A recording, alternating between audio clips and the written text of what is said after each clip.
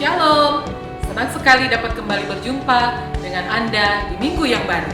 News of the Week akan menjadi berita pembuka dalam pertemuan kita minggu ini.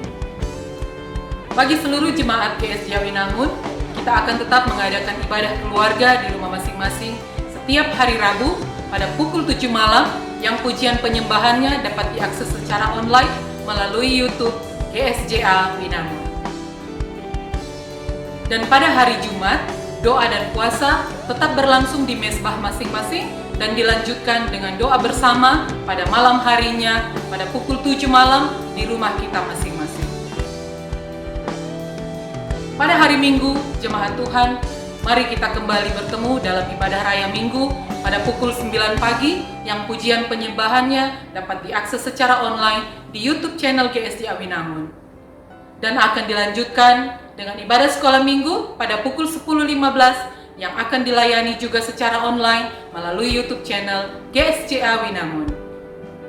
Pada sore harinya, pukul 6 sore, kami mengajak bagi generasi muda untuk beribadah bersama secara online di ibadah Youth Shine Generation melalui YouTube channel GSJA Winangun dan Instagram.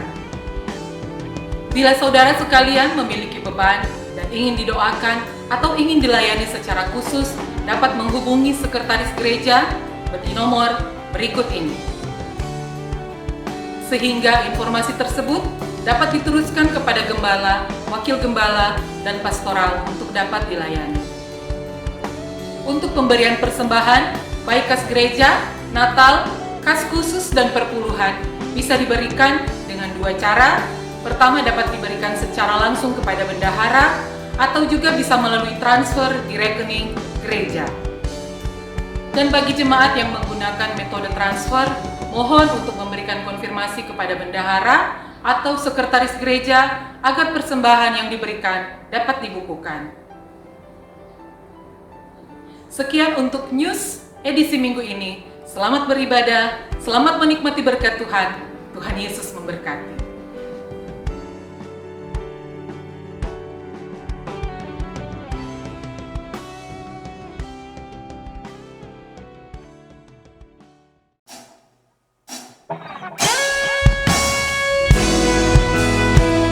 Terima kasih Tuhan, kami mau menyembah-Mu dalam roh dan kebenaran.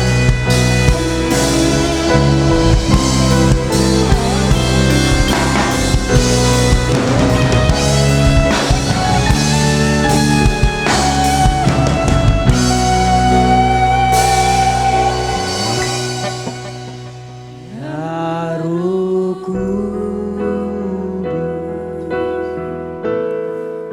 haus padamu,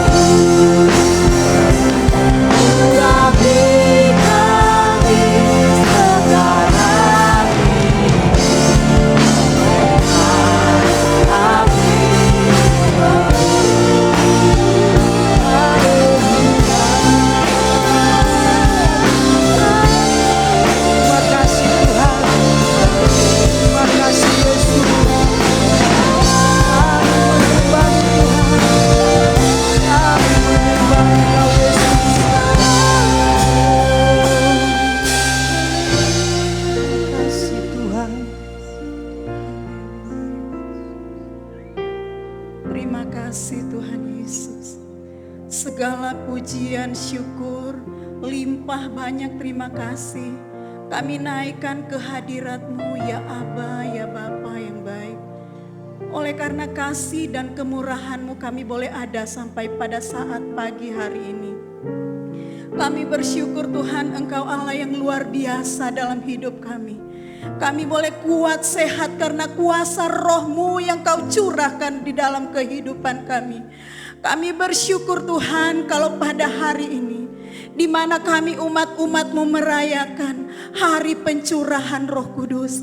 Kami berterima kasih Tuhan, Engkau tidak pernah meninggalkan kami sendiri. Namun Engkau memberikan kami pertolongan melalui Roh Kudus. Terima kasih Bapa. Kami bersyukur buat Roh-Mu yang menghibur kami hingga kami merasa tidak pernah sendirian karena Engkau ada di dalam kami. Kami berdoa bagi umat-umat-Mu yang ada di rumah. Engkau kiranya memberkati mereka ada di rumah masing-masing. Biar mereka merasakan hadirat-Mu Tuhan. Mereka merasakan ada kuasa Roh Kudus yang bekerja di dalam hati mereka di saat mereka mengikuti ibadah pada pagi hari ini. Terima kasih Bapa. Kami percaya kami semua ada di dalam pengurapan kuasa Roh-Mu. Dan saat ini kami siap mau beribadah. Dan kami mau serahkan semuanya dari awal pertengahan hingga tamatnya jadi sesuai dengan kehendak-Mu. Kami tabiskan ibadah kami pada pagi hari ini hanya di dalam nama Tuhan kami Yesus Kristus. Kami berdoa, haleluya, amin.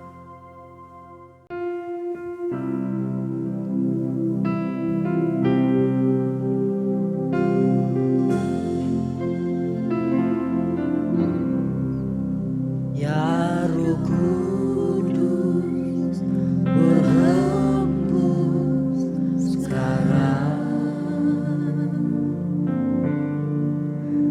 berhembuslah di tempat ini, mengalirkan Roh-Mu, membawa kuasa-Mu. Ya Roh Kudus hadir di sini. Ya Roh Kudus berhembus sekarang. Haleluya. Berhembuslah di tempat ini,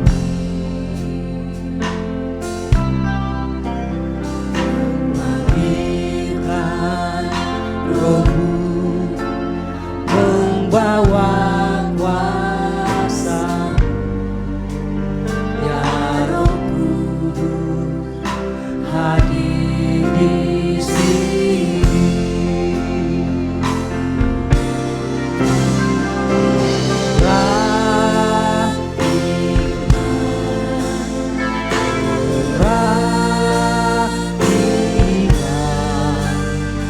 Dengan kuasa-Mu ya Tuhan, penuhilah kami. Berhembuslah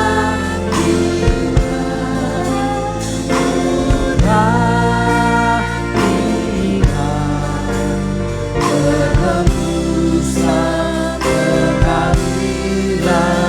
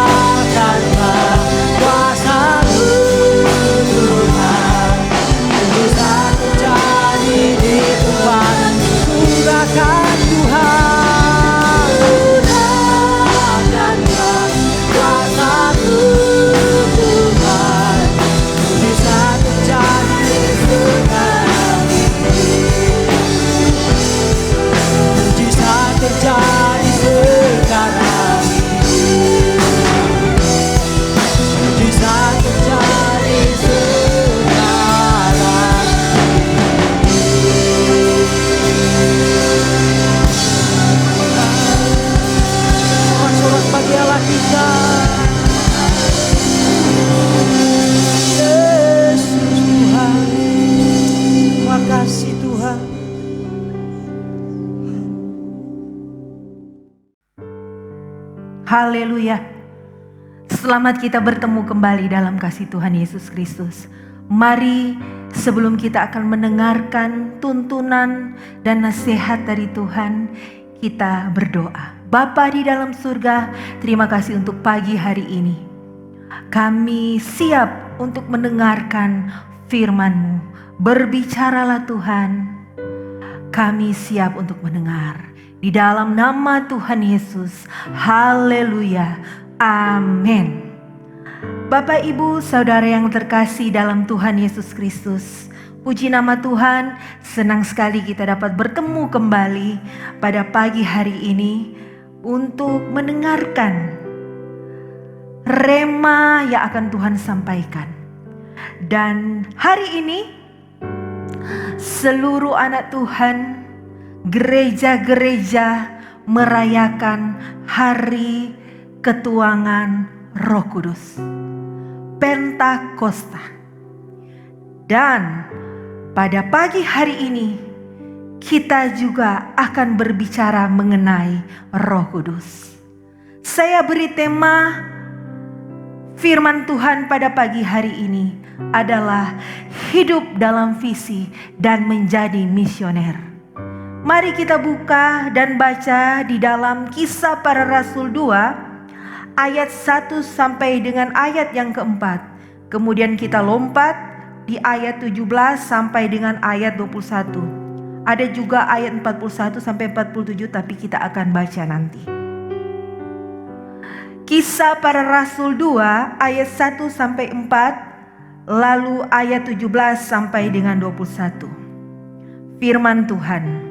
Ketika tiba hari Pentakosta, semua orang percaya berkumpul di satu tempat. Tiba-tiba turunlah dari langit suatu bunyi seperti tiupan angin yang keras memenuhi seluruh rumah di mana mereka duduk, dan tampaklah kepada mereka lidah-lidah seperti nyala api yang bertebaran dan hinggap pada mereka masing-masing. Maka penuhlah mereka dengan Roh Kudus, lalu mereka mulai berkata-kata dalam bahasa-bahasa lain seperti yang diberikan oleh Roh itu kepada mereka untuk mengatakannya. Ayat yang ke-17. Akan terjadi pada hari-hari terakhir, demikianlah firman Allah, bahwa aku akan mencurahkan rohku ke atas semua manusia.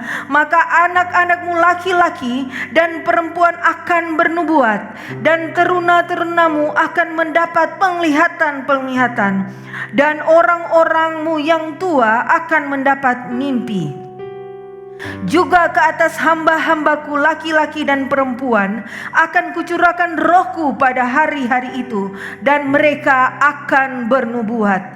Dan aku akan mengadakan mujizat-mujizat di atas, di langit, dan tanda-tanda di bawah, di bumi, darah dan api, dan gumpalan-gumpalan asap. Matahari akan berubah menjadi gelap gulita, dan bulan menjadi darah sebelum datangnya hari Tuhan, hari yang besar dan mulia itu. Dan barang siapa yang berseru kepada nama Tuhan akan diselamatkan. Haleluya. Setelah 50 hari, Tuhan Yesus bangkit dari maut, menyelesaikan pekerjaan dan misinya di dunia. Setelah 10 hari semenjak Tuhan Yesus naik ke surga, Tuhan ingin misinya, yaitu menyelamatkan, mencari dan menyelamatkan yang terhilang, membawa Injil kepada orang-orang sampai di ujung bumi. Dia tidak ingin sampai di situ. Dia ingin juga murid-muridnya untuk meneruskan misinya di bumi. Yesus Kristus ketika melakukan misinya di dunia telah sungguh-sungguh menjadi seorang manusia. Dia hidup, berpikir, mengajar, menaklukkan dosa, dan mencapai kemenangan bagi Allah oleh karena kuasa Roh Kudus. Ketika murid-muridnya mendapatkan kepenuhan, kita sudah baca di ayat firman Tuhan yang tadi, ketika murid-muridnya mendapat kepenuhan dan urapan dari Roh Kudus, ada suatu perubahan yang terjadi. Roh Kudus diterima untuk hidup dalam kesucian dan memperlengkapi kita untuk melayani. Ketika murid-muridnya menerima kuasa dari Roh Kudus, mereka bertransformasi, mereka berubah, dan Petrus mendapatkan keberanian besar. Pada minggu lalu kita sudah membahas mengenai tokoh Petrus itu. 50 hari pada waktu Tuhan Yesus akan disalibkan. Dia adalah seorang yang pengecut, tidak memiliki keberanian, bahkan dia menyangkal Tuhan, bahkan dia mengutuk Tuhan. Tetapi pada waktu dia melakukan penyesalan, dia duduk dan diam, berdoa, menantikan Roh Kudus yang telah dijanjikan Tuhan pada waktu dia naik ke surga. Mereka dipenuhi oleh Roh Kudus menjadi berani. Mereka stand up untuk menyatakan imannya kepada dunia. Bahkan di firman Tuhan ini diceritakan, mereka berbahasa roh dengan bahasa-bahasa yang mereka tidak tahu. Tetapi ketika mereka berbahasa roh, mendapat karunia roh, mereka menceritakan mengenai pekerjaan-pekerjaan Tuhan yang besar. Ciri utama bila seorang telah dipenuhi oleh Roh Kudus, dia bernubuat, mengalami penglihatan, dan mendapat mimpi. Ayat 17 dan ayat 19 sampai ayat 19. Akan terjadi pada hari-hari terakhir, demikianlah firman Allah, bahwa aku akan mencurahkan rohku ke atas semua manusia. Maka anak-anakmu laki-laki dan perempuan akan bernubuat, dan teruna-terunamu akan mendapat penglihatan-penglihatan, dan orang-orangmu yang tua akan mendapatkan mimpi. Juga ke atas hamba-hambaku laki-laki dan perempuan akan kucurahkan rohku pada hari-hari itu, dan mereka akan bernubuat. Dan aku akan mengadakan mujizat-mujizat di atas di langit, dan tanda-tanda di bawah di bumi, darah dan api, dan gumpalan-gumpalan asap. Ciri seseorang yang dipenuhi oleh Roh Kudus, dia hidup di dalam visi, menjadi visioner, pengambil prakasa. Dia bernubuat, alami penglihatan, dan mendapat mimpi. Allah memberi visi dan penglihatan kepada orang-orang muda dan orang-orang tua sebagai penggenapan dari nubuatan Nabi Yoel. Bahasa Alkitab jelas bahwa mimpi, penglihatan, wahyu, visi itu bersifat realistis dan kontemporer, bukan bersifat angan-angan. Bila berbicara visi dalam dunia manajemen, berarti itu sasaran. Bila berbicara visi dalam dunia politik, berarti itu manifesto. Visi di dalam dunia militer berarti adalah strategi.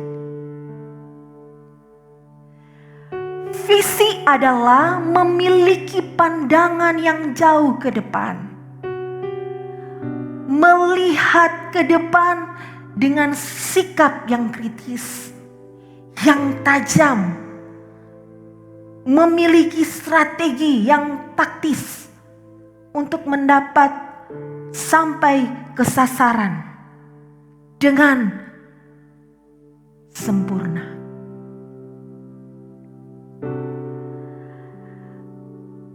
Orang-orang yang telah mendapatkan kepenuhan dari Roh Kudus memiliki visi di dalam hidupnya.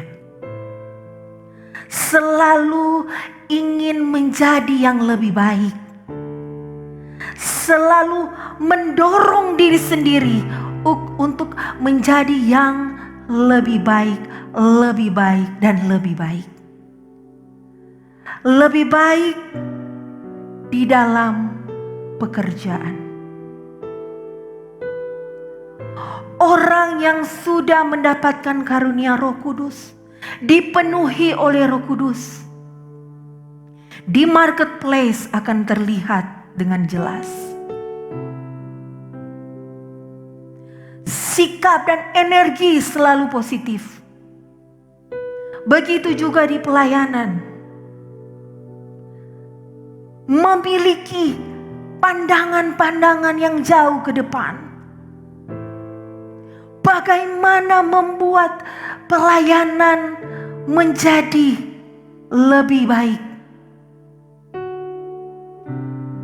Ketika mungkin saat ini masih berjalan di tempat. Tapi karena visi yang diberikan, hidup di dalam visi, akan selalu berusaha untuk lebih baik melakukan untuk Tuhan. Orang yang telah menerima Roh Kudus di dalam hatinya akan menjadi ayah yang terbaik. Selalu berusaha untuk menjadi suami yang terbaik. Berusaha menjadi ibu dan istri yang terbaik. Anak-anak muda selalu rindu untuk memberikan yang terbaik buat pelayanan, buat orang tua, dan selalu berusaha menjadi yang terbaik di dalam pergaulan. Karena ketika dia mendapatkan visi, dia mengerti bahwa hidupnya diberikan Tuhan untuk suatu tujuan. Dia tahu ketika dia hidup di dunia, dia diciptakan untuk satu tujuan yang jelas. Apa tujuanmu hidup di dunia? Hidup bahagia, berfoya-foya? Ataukah tujuanmu hidup di dunia melakukan segala hal-hal yang terbaik? Karena tujuan hidupmu yang paling terakhir adalah di kekekalan nanti. Jika tujuan dan hidupmu untuk kekekalan, mengejar hal-hal yang ilahi, maka ada runutannya. Ada runutan dari sikap, tindak laku yang menuju kekekalan. Seorang yang dipenuhi oleh Roh Kudus, ciri yang kedua, dia menjadi pribadi yang memahami keadaan dan menjadi solutif. Ayat 19 sampai 20. Dan aku akan mengadakan mujizat-mujizat di atas, di langit, dan tanda-tanda di bawah, di bumi, darah dan api dan gumpalan-gumpalan asap. Matahari akan berubah menjadi gelap gulita dan bulan menjadi darah, sebelum datangnya hari Tuhan, hari yang besar dan mulia itu. Ketika Tuhan Yesus mengerjakan pelayanannya di dunia, visi dalam sikap dan pelayanan Tuhan Yesus Dia menunjukkan belas kasihan. Dia menunjukkan iba kepada orang yang menderita, orang yang lapar, orang yang haus, yang menderita sakit penyakit. Dia tunjukkan solusi-solusi. Dia mengajarkan mengenai kebenaran-kebenaran.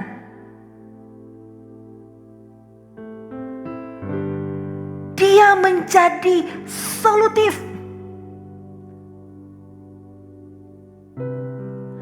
Ketika seseorang berbeban berat,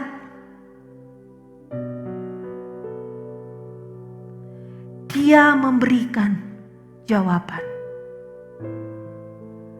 Dia meluruskan. Bahkan dia mengadakan mujizat demi mujizat. Visi Tuhan Yesus diteruskan oleh rasul-rasulnya, oleh murid-muridnya. Kita baca di ayat 38 dan 39.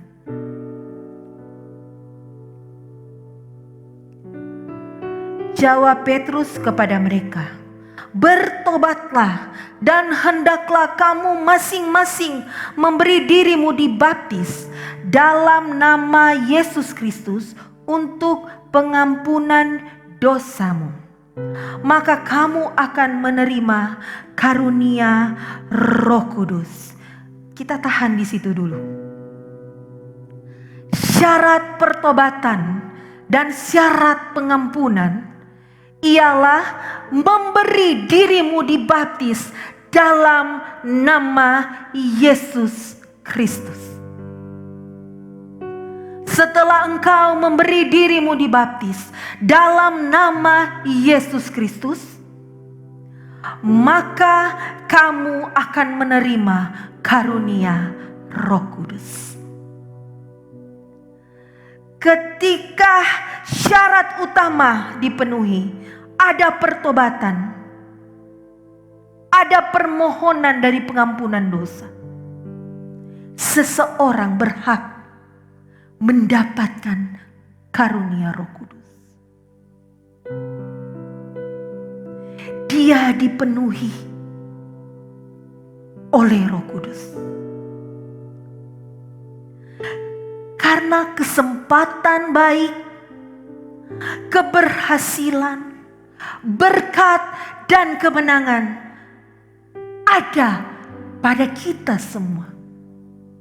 Pasti dikerjakan, dimampukan oleh kuasa Roh Kudus.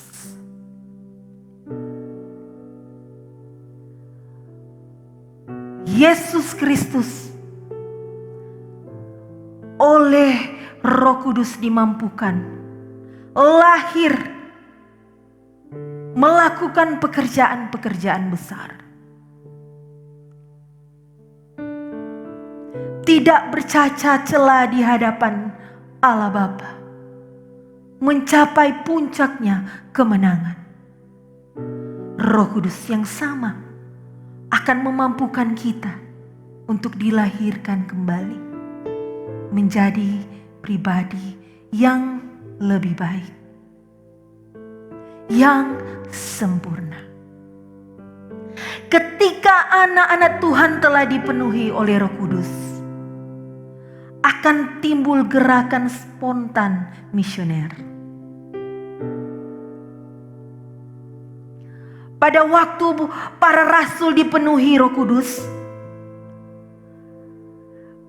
Petrus dengan tuntunan Roh Kudus,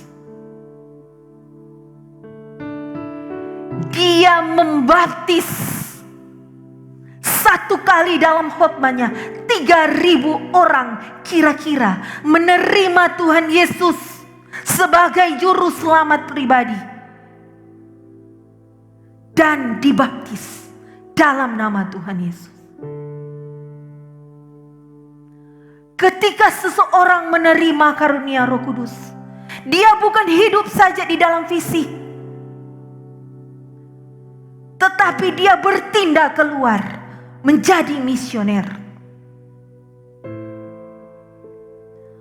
Petrus 50 hari sebelum ketuangan Roh Kudus boleh dikatakan seorang pengecut. Tidak berani menunjukkan imannya. Pada waktu Tuhan Yesus ditangkap dan diadili di mahkamah agama, dia hanya melihat dari jauh, bahkan dia menyangkal Tuhan Yesus. Tetapi pada waktu dia menerima Roh Kudus, dia hidup di dalam visi, dia menjadi misioner. Dia berdiri dan berkhotbah. Sekali berkhotbah, 3.000 orang bertobat di dalam nama Tuhan Yesus.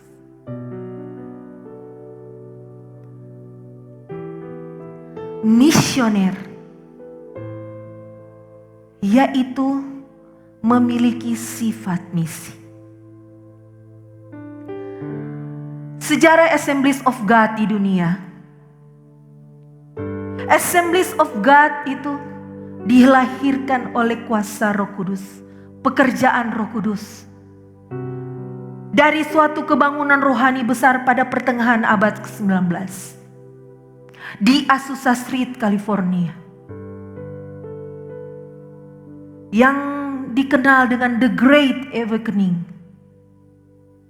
Ada pekerjaan Roh Kudus yang besar, sehingga pada waktu kebangunan rohani yang besar itu selesai outputnya, ketika orang-orang itu menerima Roh Kudus, mereka menjadi misioner. Mereka bergerak ke seluruh penjuru dunia. Ada 3 orang misionaris dari USA datang ke Indonesia, yang menjadi tokoh-tokoh dari berdirinya Assemblies of God, yang sekarang di Indonesia dikenal dengan Gereja Sidang-Sidang Jemaat Allah. Kenneth Short, Raymond Busby, Ralph Devin. Ada suatu kisah yang menarik. Pada waktu Raymond Busby, dia baru menikah, dia bersama istrinya memiliki passion yang menggebu-gebu untuk menyampaikan Injil ke tanah Indonesia, ke tanah Hindia Belanda waktu itu, nama Indonesia.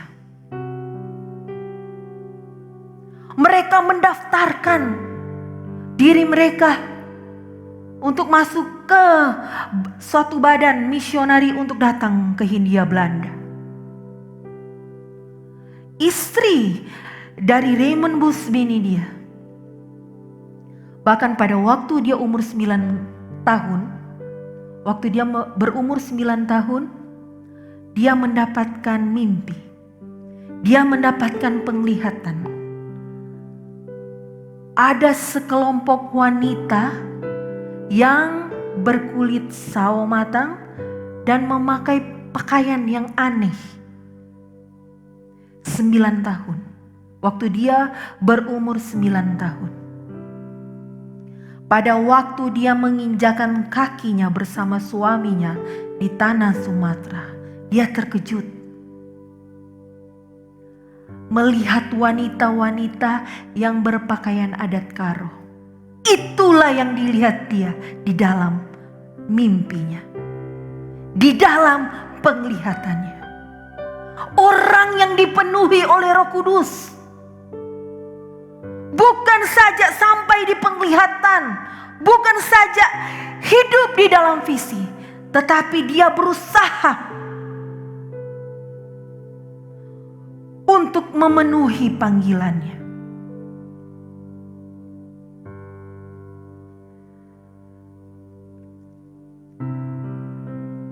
Apakah engkau seorang yang misioner? Apakah engkau hidup di dalam visi?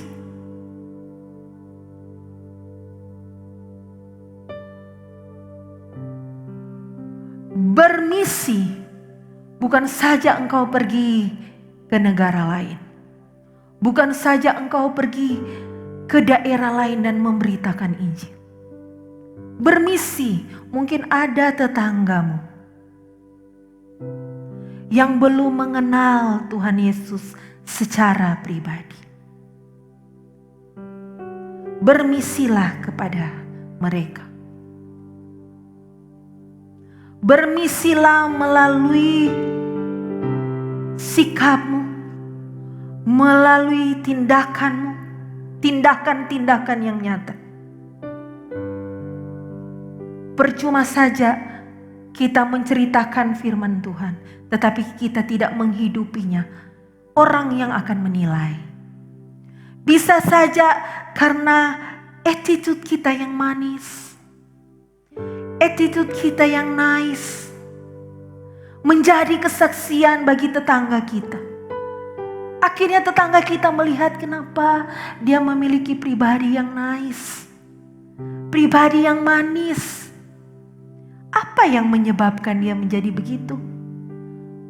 Setelah masuk bercerita, oh,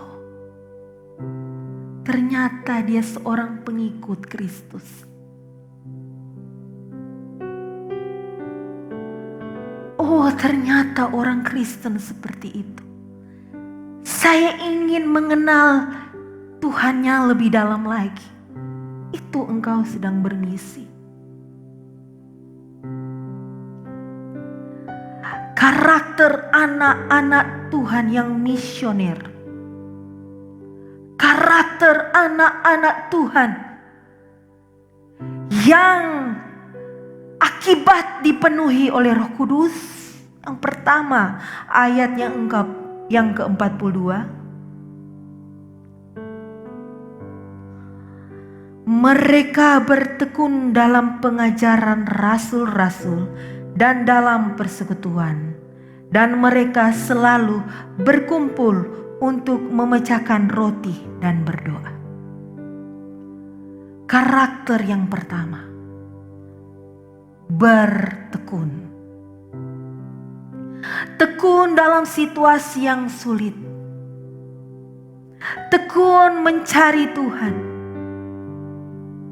Tetap tekun menghadirkan hadirat Tuhan di rumah, di keluarga kecil, keluarga besar kita, di marketplace, selalu berusaha dengan tekun menghadirkan hadirat Tuhan.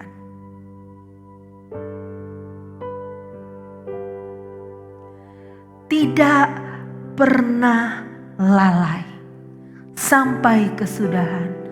Maksudnya seperti apa? Tetap tekun di dalam doa. Tetap tekun mencari Tuhan. Tetap tekun rindu dan haus akan firman Tuhan. Menghadirkan Tuhan selalu di kehidupan sehari-hari. Karakter yang kedua, ayat yang ke-43. Maka ketakutanlah mereka semua, sedang rasul-rasul itu mengadakan banyak mujizat dan tanda. Karakter yang kedua dari anak-anak Tuhan yang misioner yang telah dipenuhi oleh Roh Kudus adalah mengadakan banyak mujizat, tanda-tanda, pekerjaan-pekerjaan yang besar. Mujizat bukan hanya dikerjakan oleh pendeta saja. Mujizat bukan hanya bisa dilakukan oleh seorang yang sekolah teologi atau pelayan-pelayan di atas mimbar. Bila engkau telah dipenuhi oleh Roh Kudus, engkau sendiri mampu mengadakan mujizat itu. Ada sebuah kesaksian dari anak Tuhan. Dia seorang ibu yang parubaya, tapi masih rajin melayani di gereja. Di bidang kreatif ministry. Kakaknya, dia memiliki seorang kakak yang berada di luar daerah, berbeda kota. Satu saat dia menerima telepon, dan di ujung telepon itu berkata bahwa kakaknya mendapatkan serangan jantung. Dan mungkin ini adalah saat-saatnya yang terakhir. Jadi mereka memberitahukan ibu itu untuk datang melihat kakaknya.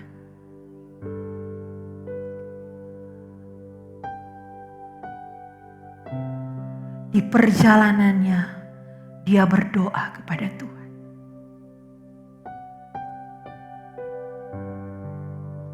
Dia mengangkat nama kakak ini ke hadirat Tuhan. Dan dia memperkatakan kesembuhan di dalam nama Tuhan Yesus. Diberikan kuasa oleh Roh Kudus. Pada waktu dia sampai, dia melihat kakaknya masih terbaring di bangsal rumah sakit dan dia menopangkan tangan. Dia berdoa, setelah itu dia balik ke kota asalnya. Karena masih ada kewajiban-kewajiban di pekerjaan yang dia tidak bisa tinggalkan. Keesokan harinya dia menerima telepon. Dia melihat saudaranya menelpon. Angkat telepon itu. Dan orang di seberang berkata, kakaknya sudah sembuh. Secara medis sudah tidak ada peluang hidup. Vonis dokter sudah dijatuhkan bahwa nasibnya sudah berakhir sampai di situ. Tetapi oleh kedaulatan Tuhan, ketika dia dimampukan oleh Roh Kudus, dia memperkatakan kesembuhan. Dan mujizat terjadi atas kakaknya itu.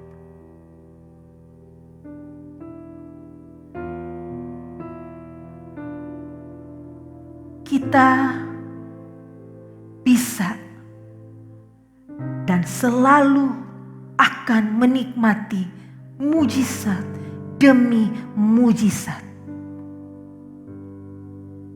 Kita pasti akan menerima keberhasilan demi keberhasilan. Asalkan kita selalu bertekun dan hidup dalam tuntunan Roh Kudus. Karakter yang ketiga, anak Tuhan yang misioner, ayat 44. Dan semua orang yang telah menjadi percaya tetap bersatu. Dan segala kepunyaan mereka adalah kepunyaan bersama, kompak dan bersatu. Bahu-membahu melakukan pekerjaan Tuhan. Situasi yang negatif selalu bawa ke suasana yang positif. Saling mengcover, saling menyempurnakan. Ada bahasa-bahasa yang mungkin tidak puas, tetapi marilah wujudkan itu dengan tindakan-tindakan yang membangun.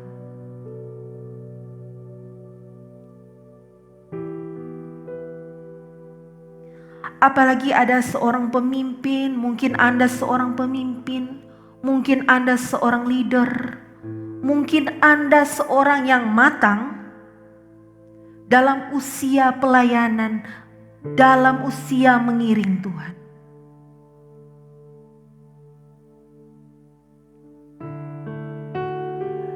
Tunjukkanlah, hidupilah firman Tuhan yang engkau baca setiap hari, yang engkau renungkan setiap saat. Tidak ada gunanya kita membaca habis Alkitab ini, berulang-ulang dari Kejadian sampai Wahyu, Kejadian sampai Wahyu, tetapi tidak menghidupinya. tidak menghidupinya, dan mungkin merasa lebih rohani dari yang lain. Mungkin sudah menjadi sombong rohani. Semua ayat dihafal, tetapi tidak menghidupinya dalam hidup sehari-hari. Itu tidak menjadi kesaksian. Tidak menjadi kesaksian iman. Justru seorang yang sudah matang dalam waktu pengiringannya kepada Tuhan, seseorang yang sudah mencapai level sebagai pemimpin rohani, sebagai seorang leader, seharusnya outputnya yang keluar setiap hari dari mulutnya adalah perkataan-perkataan yang membangun. Bukan perkataan-perkataan pesimisme. Bukan perkataan-perkataan yang merusak, melunturkan iman anak-anak Tuhan yang lain yang mungkin masih baru belajar. Seorang yang matang secara rohani, yang dipenuhi oleh Roh Kudus, dia menjadi roh pemersatu.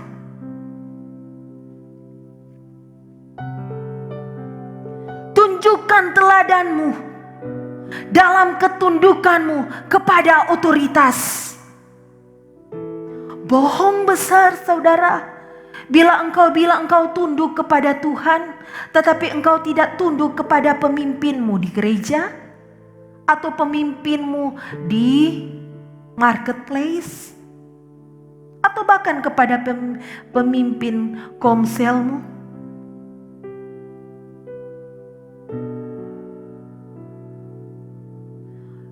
Jangan berbicara mengenai ketundukanmu kepada Tuhan bila engkau tidak bisa melakukan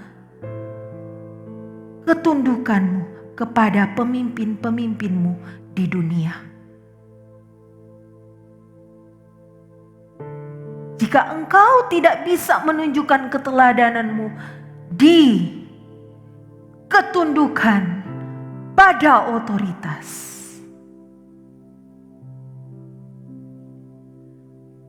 balik lagi dari awal.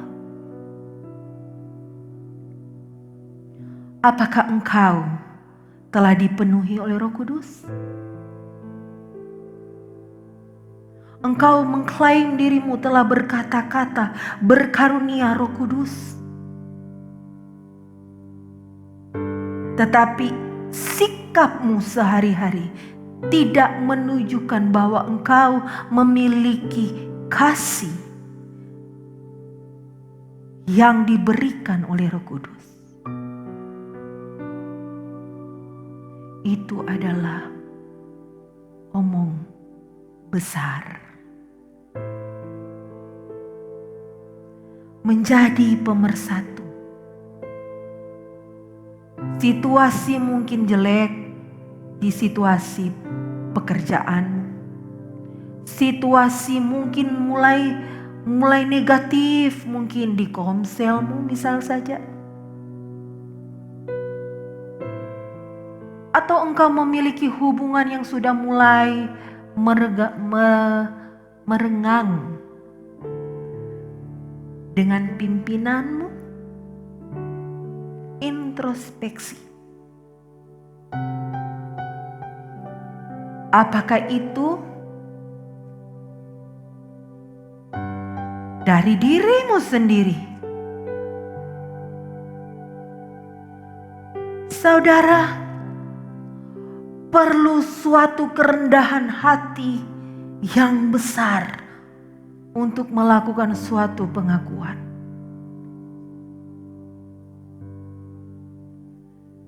Bila engkau seorang pemimpin di pelayanan, di pekerjaan, seorang manajer,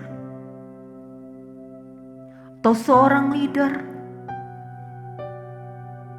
baik di rumah tangga, di gereja, tunjukkanlah keteladanan sebagai pribadi yang selalu tunduk kepada otoritas. Sebagai pribadi yang selalu membawa kesejukan, yang selalu menjadi perekat. Bukan apa-apa, ada satu hal kecil, mulai bercerita, bergunjing, tidak menjadi solutif, tetapi menambah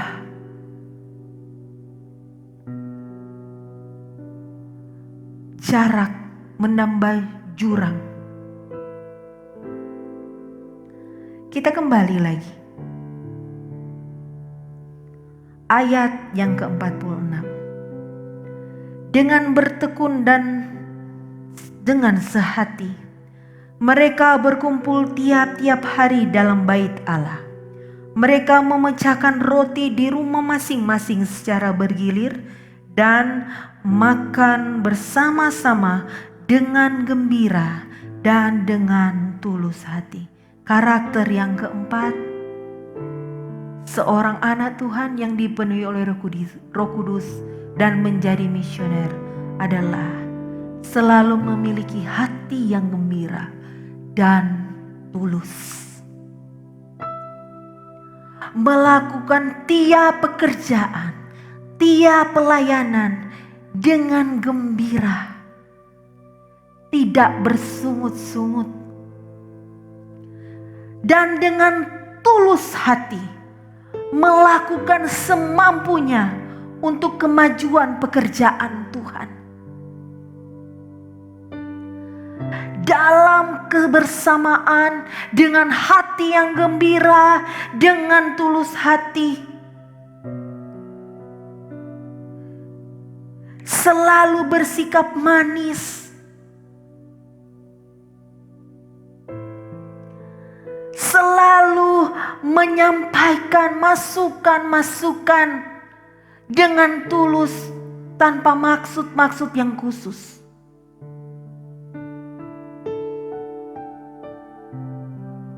Selalu dengan tulus dan dengan hati yang ikhlas mengerjakan pekerjaan-pekerjaan Tuhan dengan rela hati. Itulah ciri dari anak-anak Tuhan yang telah dipenuhi oleh Roh Kudus, yang memiliki sifat misioner.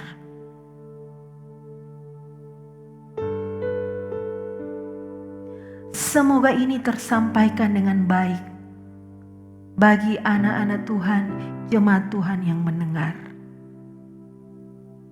Kita adalah satu tubuh Kristus. Kaki tidak dapat bergerak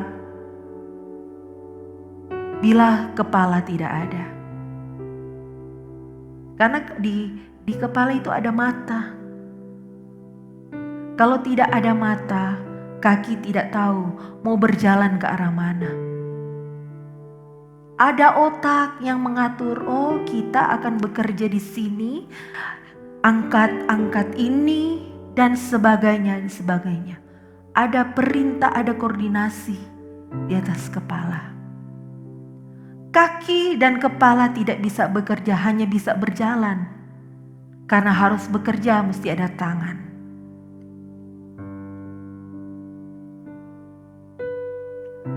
Ada banyak bagian-bagian dari tubuh Kristus.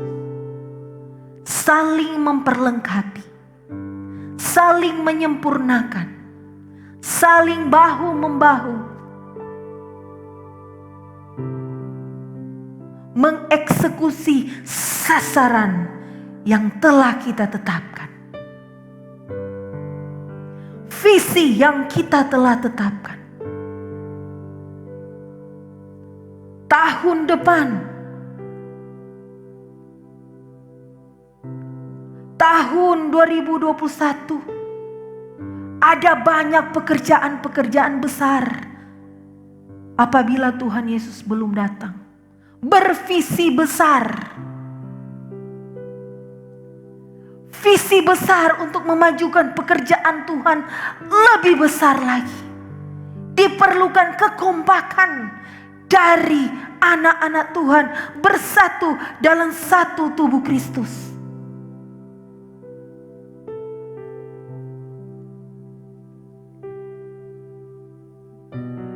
Bila tubuh sudah haus, kaki berjalan, tangan mengambil gelas untuk minum.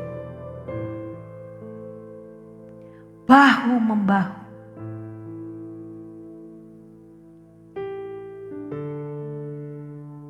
Dan penting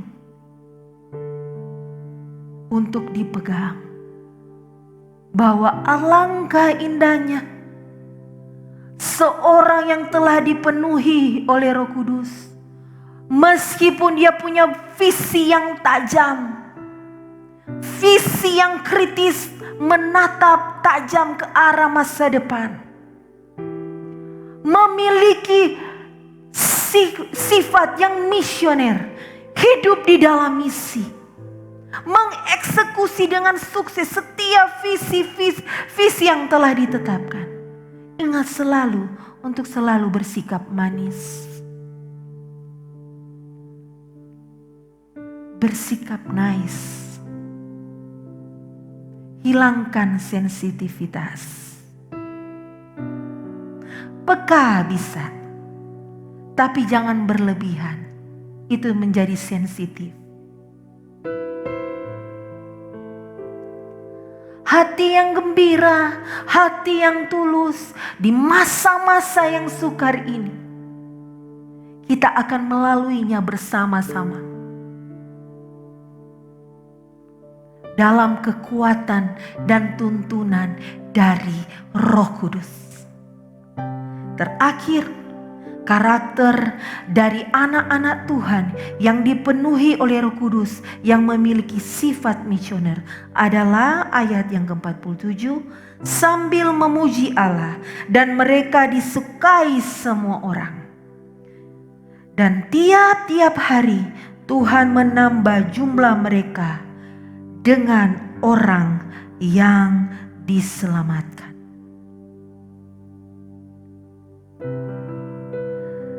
Orang yang dipenuhi oleh Roh Kudus pasti selalu bersyukur dan pasti dia menjadi berkat bagi orang lain.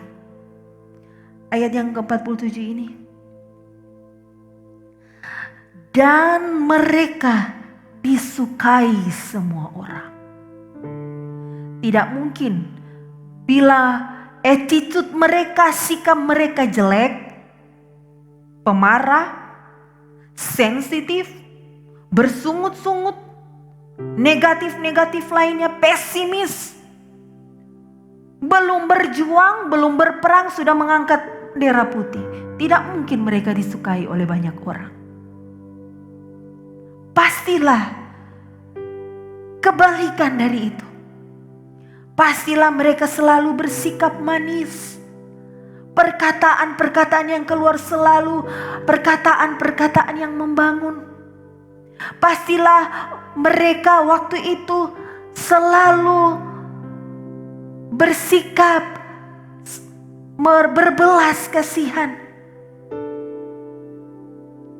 Pastilah mereka selalu mengerjakan pekerjaan dengan gembira, dengan tulus, tidak bersungut-sungut. Pastikan dimanapun kalian berada, jadilah si pembawa damai. Sama seperti Tuhan Yesus. Roh Kudus akan memampukan kita semua. Kita pasti akan hidup berkenan kepada Tuhan, menjadi seorang visioner, berpikiran jauh, berpandangan jauh ke depan. Berpandangan jauh ke depan, memiliki sasaran yang tepat. Bagaimana menjadi seorang pelayan yang baik, bagaimana memajukan pekerjaan Tuhan dengan segenap kekuatan kita, segenap skill yang kita miliki, persembahkan kepada Tuhan. Kita tetapkan sasaran, target, dan buat strategi bagaimana mencapainya. Hidup di dalam visi itu, menjadi misioner. Ketika menetapkan sasaran, membuat target plan, strategi kerja, hidupi itu. Mari kita bermisi menjadi misioner. Memberitakan firman Tuhan, memberitakan Injil kepada siapapun yang belum mengenal Tuhan. Menghidupi firman Tuhan, kita menjadi surat yang terbuka bagi banyak orang. Pada saat orang melihat kita akan menjadi kesaksian bagi mereka.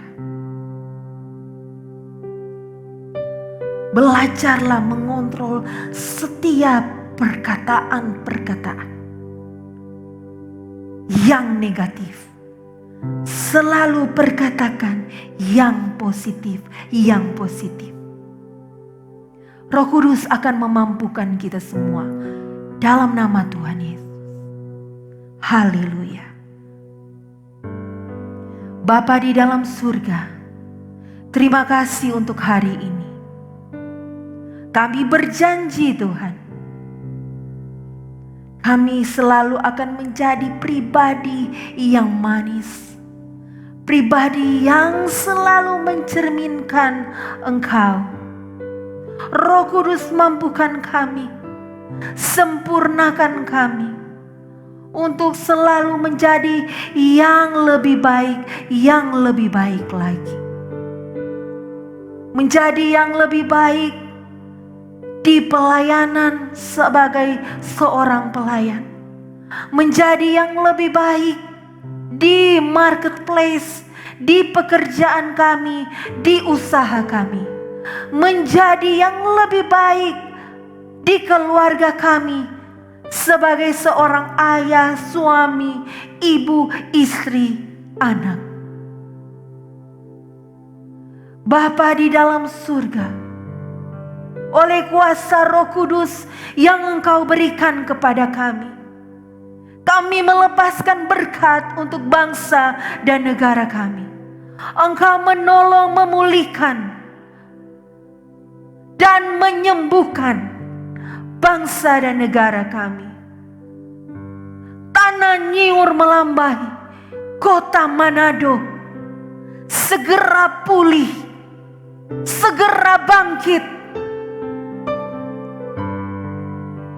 segera timbul sebagai emas yang murni, menjadi dan membawa kesaksian bagi bangsa ini dan bagi orang-orang yang belum mengenal Engkau.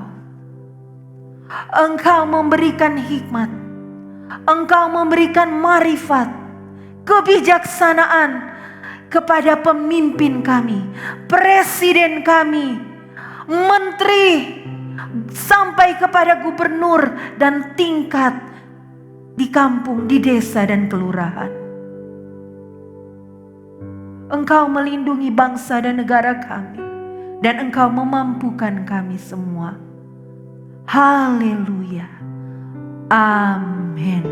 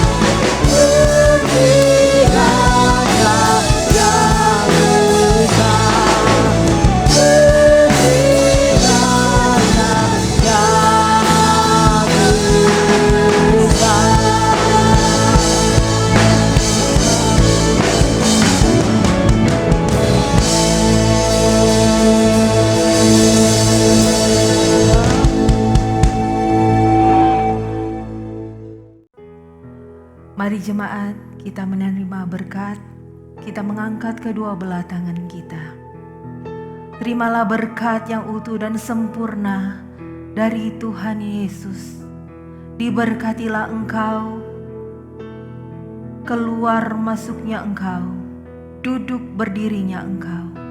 Usaha yang baik apapun itu, Tuhan berkati serta buat berhasil dan beruntung. Bayang-bayang maut sedikit pun dilalukan di dalam nama Tuhan Yesus. Tinggal dan pulanglah dalam damai dan sejahtera, dalam persekutuan Putra Allah dan Roh Kudus, menjadi milik dan bagian dari kita semua, sampai Tuhan menjemput kita di angkasa yang indah permai. Maranatha, Tuhan Yesus datang kembali. Haleluya, amin. Puji Tuhan, selamat hari Minggu. Tuhan Yesus memberkati.